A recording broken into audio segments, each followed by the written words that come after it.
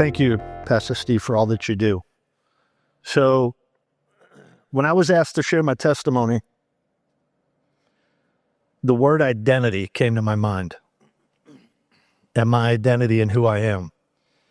But before I explain to you who I am and where I'm going, we must first understand where I've been. You have to kind of look sometimes to the past to see where you are, and then where you're going to go. So, this is me. This is my story. Hi, my name is Jim. I'm an alcoholic. That's the identity that I knew growing up. Yes, that's me, by the way. Kind of cute guy, ain't he? I was born to two alcoholic parents, the youngest of 9 children to my mother, the youngest of 3 children to my father, because they've had different marriages. I only knew 2 of my brothers for most of my life. Today, I know I have over 400 family members in Florida alone, and I never knew that. It wasn't until much later in my life when I met some of my other siblings. I have 2 sisters, or I had 2. Now I only have 1. All the others have passed away. We spent the first few years of our life, I was born and raised in the Bronx, New York, and we spent the first few years of our life living in bars, on the streets, picking up my mom from the bars, from the stools. I was kind of young and remember that, but I hear all the stories from my brother about the belt whippings and the fights between mom and dad, and probably just was not a good life to live. As a matter of fact, we lived in some pretty bad neighborhoods. We lived in roach-infested, rat-infested housing projects. This was our, every day we would go out in the streets like this, play in the rubble, play through the burned buildings.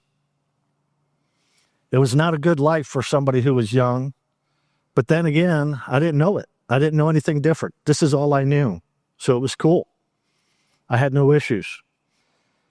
Many were burned down. They were never rebuilt. It was like a war zone. Graffiti was everywhere. Even some of the nicer neighborhoods were beat up. I think I lived in one of those apartments.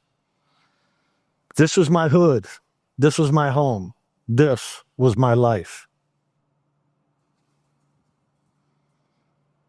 We had fun, though, growing up. We played a lot of games. We played games that we had no money for stuff. We couldn't afford baseball bats, so we used sticks. We couldn't afford to buy bikes, so we made go-karts out of stolen wheels from shopping carts and the wood that we would collect from the burned, broken-down buildings. We would use cans as hammers and such. We played stickball and skelsies. If you're from New York, you know what that is. Or if you grew up back then, you know what that is. We played stoop ball, Johnny on the Pony. We didn't have anything that would be cool, like we got Nintendo and all those games. We don't have any of that. Matter of fact, we weren't even allowed to be in the house growing up. We got kicked out of the house in the mornings, said don't come back till the street lights go on. That was actually kind of fun. We had a lot of happy times growing up, even though I was dealing with a lot of alcoholism, but that's all I knew. That was my identity. And then everything changed, and it all stopped.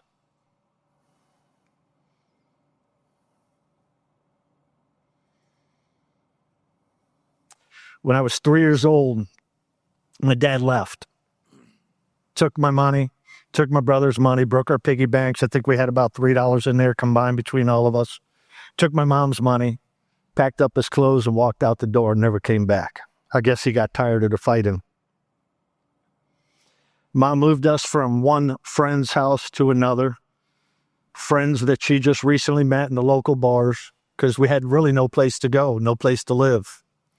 I cannot tell you over the next 2 years how many couches and floors I've slept on, using clothes as makeshift blankets, freezing in the wintertime, hot in the summer, wearing clothes that I probably wore for 3-4 days in a row.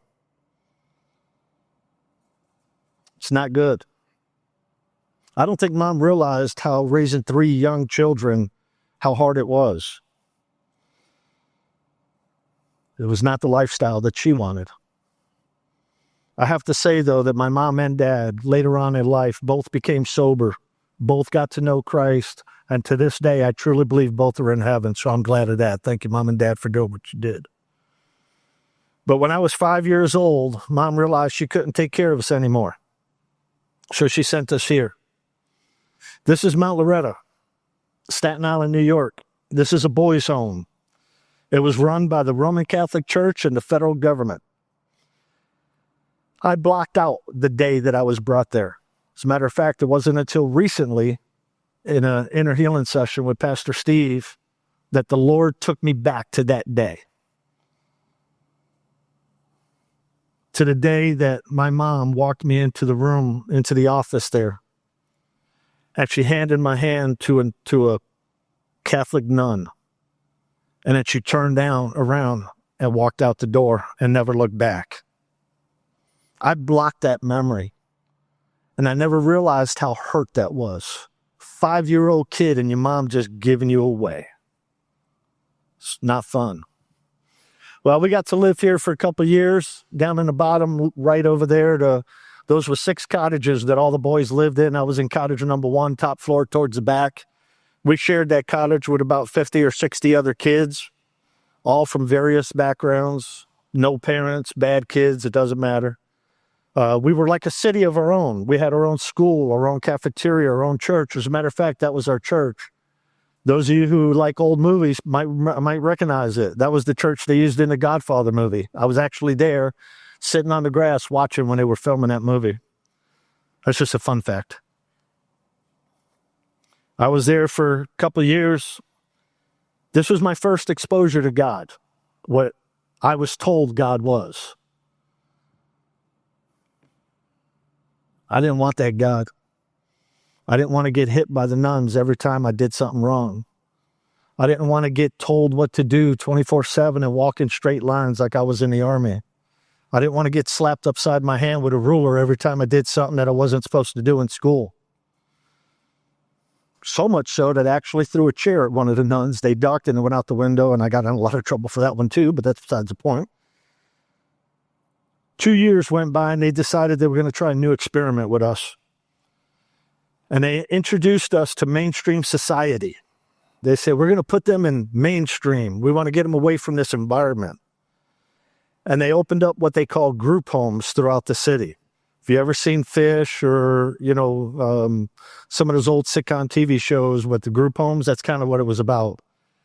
This was the group home that I lived in. This is the actual one, 736 East 222nd Street, Bronx, New York, 10452. Phone number 212-231-0011. That was 50 years ago, and I remember it. It was embedded in our heads. There were 6 bedrooms in this place. My bedroom was in the back, top floor on the left-hand side. I shared it with my 2 brothers. At the time, I think we were the only 3 white people in a 5-mile radius. This is the inner city, Bronx, New York. I was here from the age of 7 to the age of 13. Didn't like the rules and regulations that they set forth. So I started growing up. This is me also. At the age of 13 years old, I left the group home. I walked out. Just walked out the front door, never went back, and I don't think they ever looked for me. I just left. A couple of years later, I got my own apartment when I was 16 using a fake ID. But this is also when things really started changing in my life.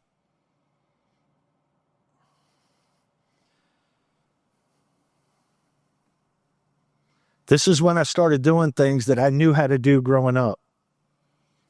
I was moving from friend to friend, living on their floors, sleeping on their couches, because that's what I knew.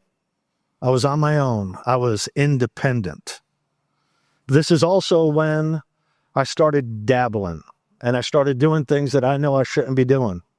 Started smoking. I was already drinking. I've been drinking from a young age, as you can tell. I think I was drunk the first time when I was 7 years old at my mom's birthday party, sticking my head out the window, throwing up of a taxi cab. She thought it was funny. We laughed about it for years later. But I started smoking cigarettes, which led to other things, which led to pot, which led to pills, which led to a lot of other things. And let me tell you guys in this room, for all you young people, If you want to dabble, don't, please. They say it's a gateway. Cigarettes is, oh, it's just a cigarette. No, it's not. It leads to other things. Don't start. Don't do the things that people before you did, because it never leads to good.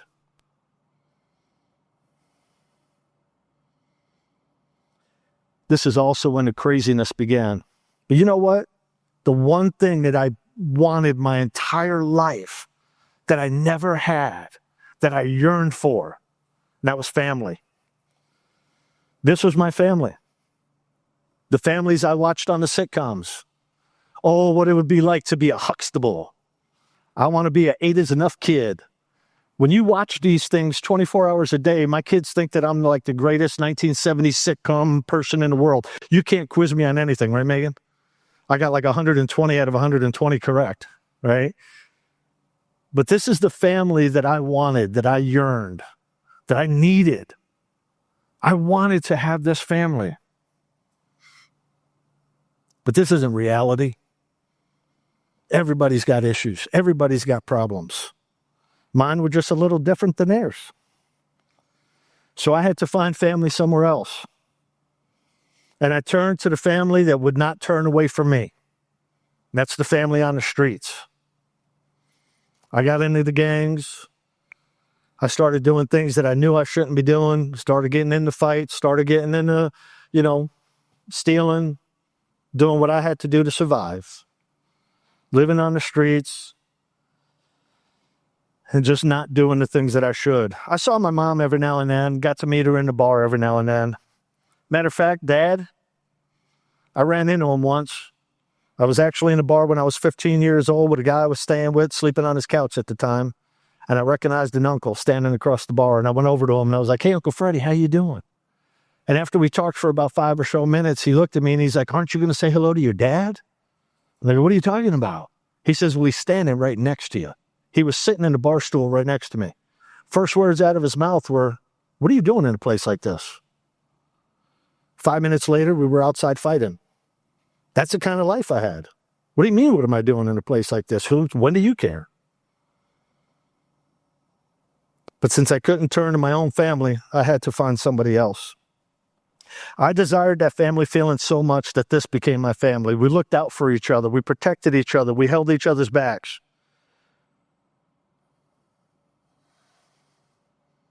That went on a while. One day,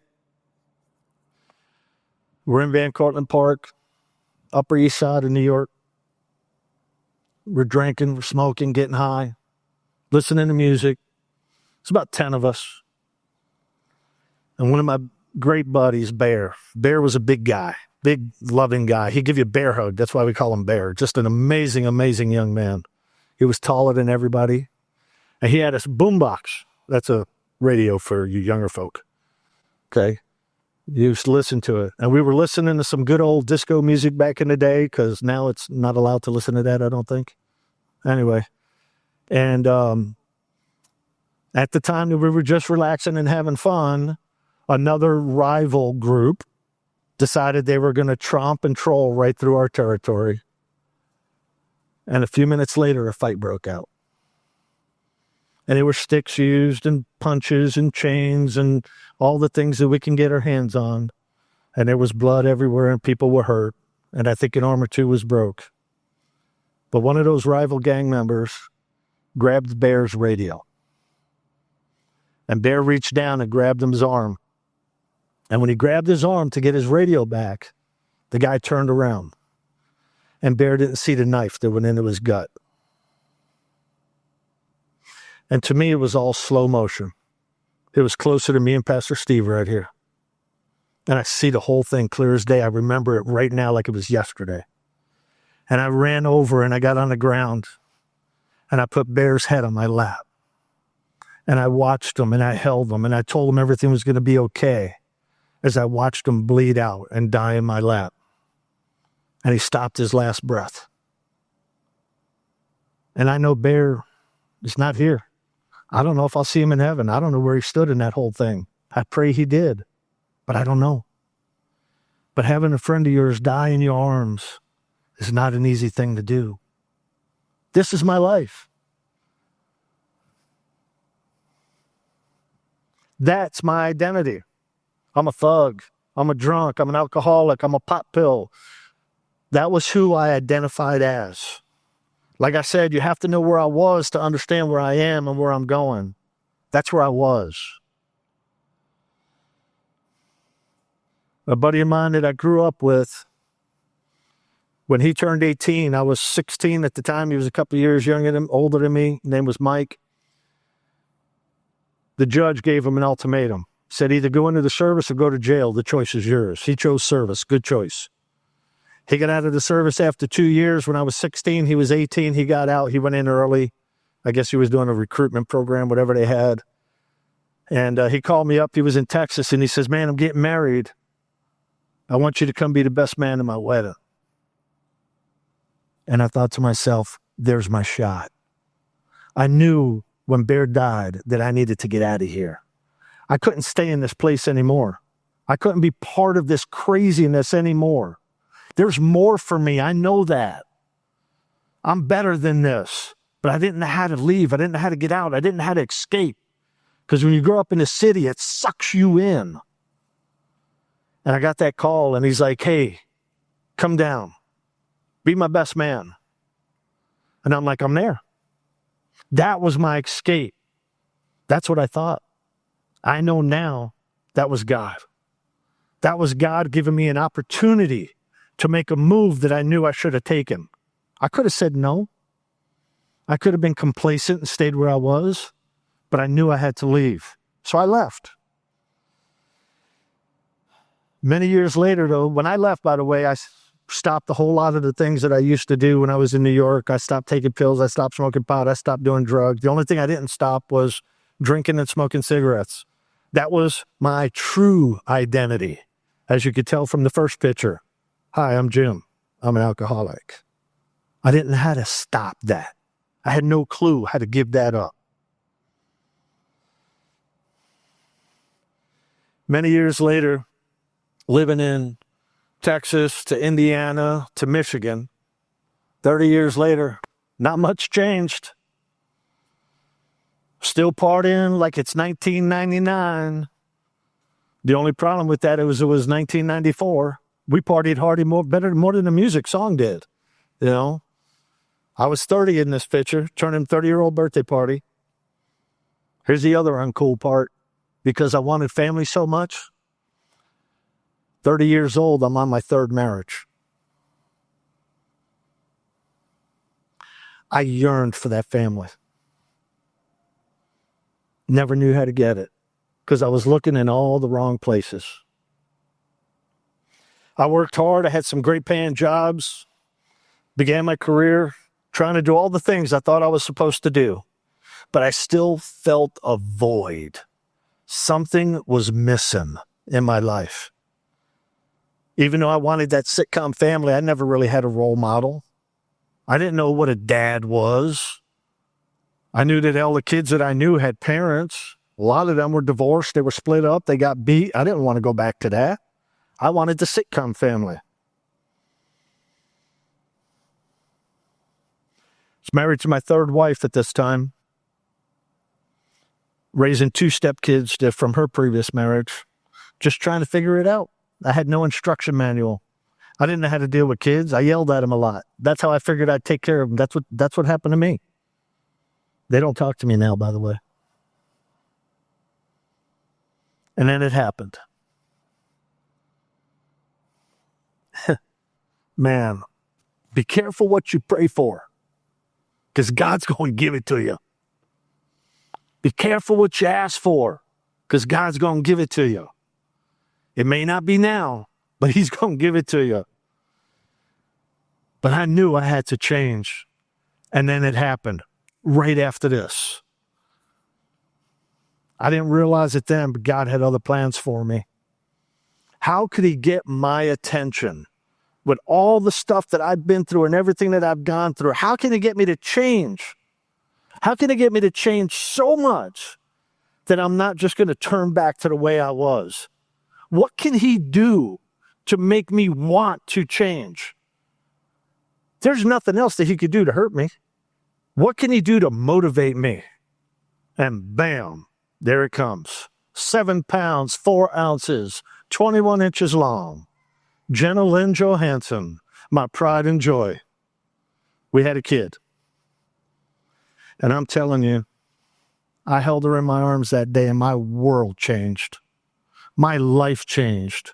It was like a brick wall hitting me upside the head because I held her in my arms and I heard the audible voice like you're hearing me right now, the audible voice of God when I looked in her eyes and she looked up at me and I heard God tell me, this is my daughter.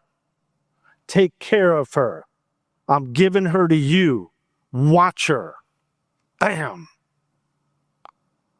I didn't know what to do. It was a hard road.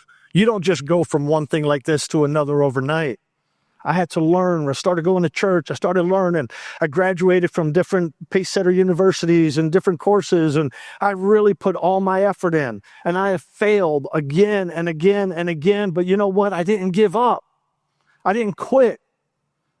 God would not let me stop. Because every time I stopped and I tried to turn from him, he'd grab me by the back of my neck and just pull me back in and say, you ain't done yet. I ain't finished with you. Sit down. And I pray that happens to all of you. When you turn from him, I pray he grabs you back into the fold. When I held her, I made a vow. I vowed that I would never allow that child to go through the things that I went through growing up. I vowed I would lay my life down to protect her. Then I said, you know what? Let's take it a step further. I vowed not to let any other kid that I know go through those things. And I spent the next 15, 20 years through children's ministries, through youth groups, through everything. I invested my entire life in the young people. It wasn't easy. And then I learned that I made a mistake. Thank you, Pastor Steve, for pointing out all my mistakes.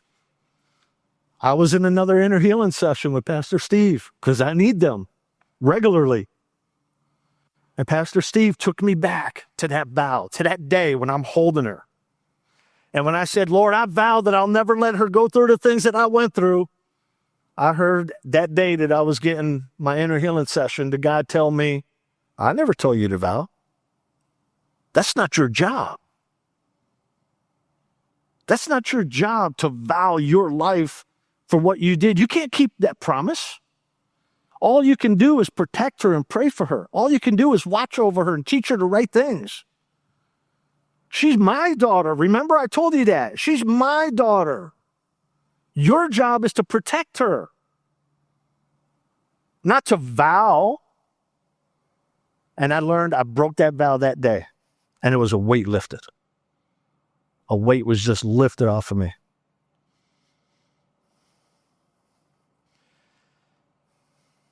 Well, time grew on, and she grew up, and I guided her. I directed her. I protected her. I prayed for her, and I realized that vow was wrong. But I think that maybe I did it so harshly that it put a wedge between her and I. But I did my job to the point where she didn't go through the things that I went through. Because today, this is her and her family. She's married, 3 beautiful children. Some of you guys may recognize the young man. That's one of the local Dietrich boys. They are actually youth pastors up in North Carolina, on fire for the Lord. I could not be prouder. She's not going through the things that I went through. We broke that generational curse. It's done. It's over. It is finished. Moving forward, we're going for God's glory, not Satan's promises.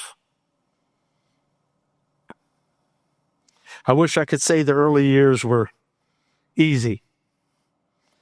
Satan has his way of not letting go of his minions. I don't know if any of you realize that. Any of you guys get closer to God and you feel like worse things start happening to you every now and then? Right? You know, it's like I'm getting closer to God and then you get sick. You make a plan to go to Transformed and then your car breaks down. You make a plan to go to Transformed and then you get into a fight with your wife and now I don't want to go. That's not God. That's Satan keeping you from your breakthrough. We don't let Satan keep us from our breakthroughs in our home anymore. Sure, it's not easy. We get into our spiffs every now and then.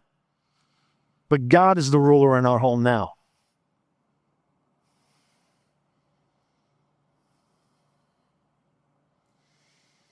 This might be quicker than you thought.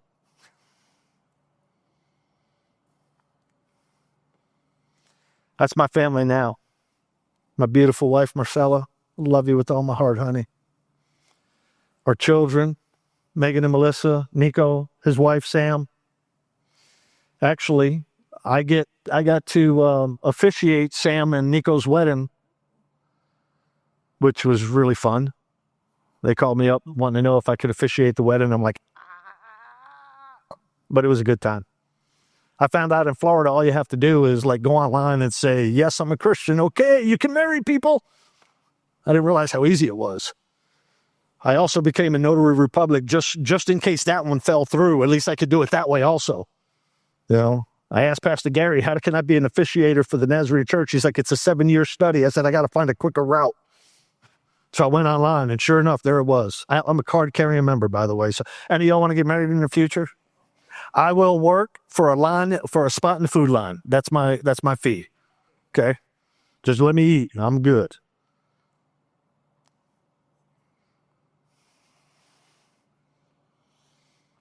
I'm no longer a slave to sin. I am a child of God. My identity is not in that bottle anymore. My identity is the man upstairs. My identity is not in doing the things that I did. My identity is in Christ. I didn't share my past to show you the pain and the anguish that I went through. I didn't share my past to glorify Satan's hold on me. I shared it because all the times that I thought I was trapped, God had other plans. God always has my back. He always was there to protect me even when I didn't know it. God was always on time. We heard a song this morning. Love you. You guys did rock that thing today, by the way. About being on time, always on time. Man, that song hit me hard this morning. I was in tears. I know it in my heart, according to the world's view, I should be dead, in jail, strung out, or someplace else. But my God had different plans for me.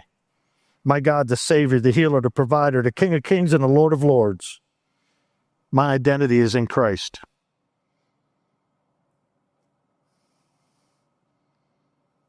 I've been asked many times. I'm going to read this because I had to write it out. I've been asked many times, Jim, man, you had a pretty rough life. I'm like, honestly, I didn't think so because I lived it. I was part of it. I didn't know what I didn't know, right? You don't know what you don't know till you find out what you didn't know, then you know what you didn't know, you know? Did y'all keep up with that? Right? Does that make sense? I didn't know it. I didn't know that I was in a hard time because that's all I knew.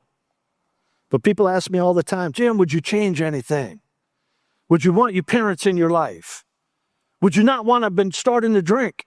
Did you not want to start getting high? Would you rather sleep in your own bed than on somebody else's bed? Would you rather have not had that fight with that guy and wrapped that chain around that guy's neck? Would you rather have not having to run from the cops every time you did something you shouldn't be doing, or stealing, or smoking, or doing anything else that you were doing? And they asked me about all these things. And my answer is always the same. No, I wouldn't change a thing. The reason I wouldn't change a thing is because with all the trials and tribulations that I faced, I truly don't believe I'd be here today. I know God has been watching over me, protecting me, and guiding me so that I could be part of something much bigger than myself. I believe as God has spared my life many times for a purpose, to bring forth my daughter, who in her own right is impacting so many young people in this generation. Her children will grow up to be mighty warriors for the Lord. None of that would have been possible if God hadn't saved me or if I did anything different. I know for a fact that my 2 daughters today would not go through the things that they're going through and have the life and the future that they're going to have if God did not do what he did in my life and I did not grow up the way that I grew up. God has written chapters in my life that together form a testimony, not to glorify the pain or the struggle, but to speak life into others who might be walking through their own fire. If my story can ignite a small spark of hope in someone's heart, I pray for that spark to grow into a flame. And I pray for that flame to grow into a wildfire for the Lord. I believe God allowed me to experience the absence of a strong family foundation and even to endure the pain of a few failed marriages that weren't built in His truth so that I could finally learn how to do it His way. Through His grace, I've learned how to be a godly husband to Marcella, a loving father to Megan, Melissa, and Nico. Today, I thank the Lord for using me as a vessel to help others cross to the other side. I pray that my actions and character speak loudly of what God has done in the life of this once wretched man. All the glory to Him. I know my God is not done with me yet. So, Lord, here I am. Send me. Thank you for your time.